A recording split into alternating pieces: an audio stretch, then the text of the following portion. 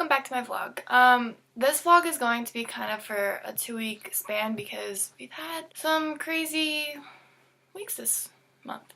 Anyways, for the week of March 19th, my goal was to keep working on conversations. I had YouTube, Emily, LifePrint, and Signing Savvy for resources. And then on Monday, Emily and I went down to the elementary to finish off the alphabet. We went on Monday instead of Tuesday because I was not going to be there on Tuesday. We taught them the letters V through Z, and they are doing a really good job at remembering the alphabet. Miss Gross also gave me feedback on my vlogs and journals. She brought up our visit to Newell and video chatting with Becky again. We need to figure out if and when we're going to video chat with Becky again. I think we should, but I don't know if we're going to. On Tuesday, like I said earlier, I was not there. I had a career fair that I had to go to with my junior class. That week, I taught the preschoolers the rest of the alphabet. That was like all I did that week. My takeaways are that kids do a lot better at remembering things than I thought they would. I did not accomplish my goal that week because I was there for one day. Because we did not have school on Thursday. Well, we had school, but it was kind of like we had Discovery Days, which was really fun. It was really fun.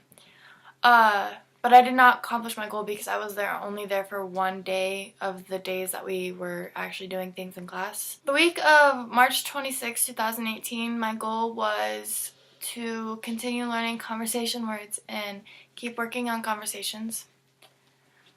The resources that I have are Emily, Signing Savvy, LifePrint, and YouTube. On Monday, Emily and I went on a trip to Newell. It was a great experience for the both of us. We got to watch 3 interpreters and met with their deaf educator.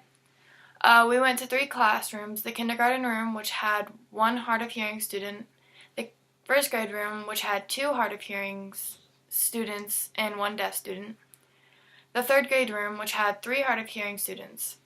In total, we observed 7 kids. There was a big difference between the kids in kindergarten than the kids in 3rd grade because the kids in 3rd grade didn't have as many things to distract them.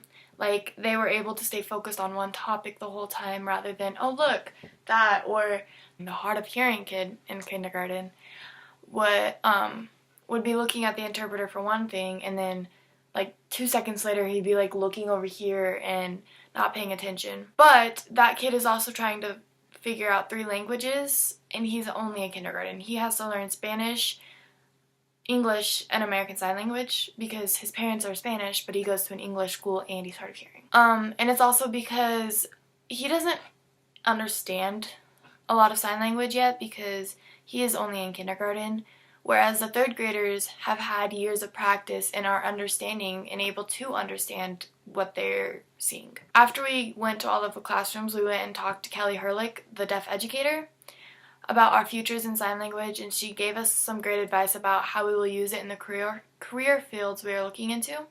We also talked to one of the interpreters, Mike, about UNK sign language class and how it was taught by a deaf person through video chat, which is how a lot of college classes are that are teaching foreign languages, is what he told us. They, instead of how in Spanish in our school we have an English teacher teaching Spanish, but in college they will video chat, say you're going to learn French, they will video chat a French person and have them teach you French so that you can only talk to them in French. On Tuesday, we talked to Mrs. Gross about our trip to Newell and how it went. I also sent a follow-up email to Kelly about thanking her for allowing us to visit her school. After we finished talking to Mrs. Gross, we went down to the preschool room to teach the preschoolers the numbers 1 through 5.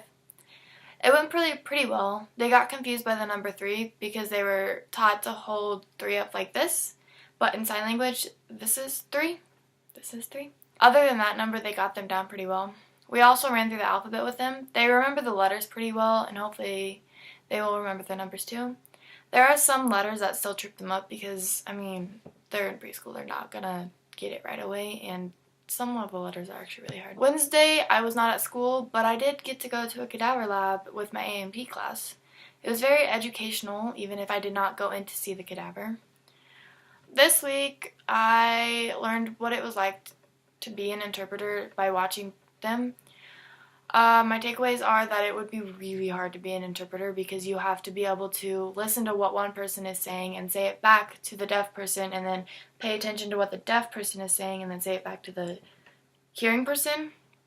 So that would be really difficult, especially if you were just learning like I am. I did not really accomplish my goal this week, but there is not really a way that I can 100% accomplish my goal unless I became extremely fluent in sign language, which even if I thought I was, I guarantee I would meet someone that is more fluent than I am, and then I would have to keep working at becoming as fluent as them, and then it would just, I don't think I can get 100% accomplished. So I will be keeping with the same goal next week and probably the weeks following. Thank you for watching my vlog. I'll see you next week.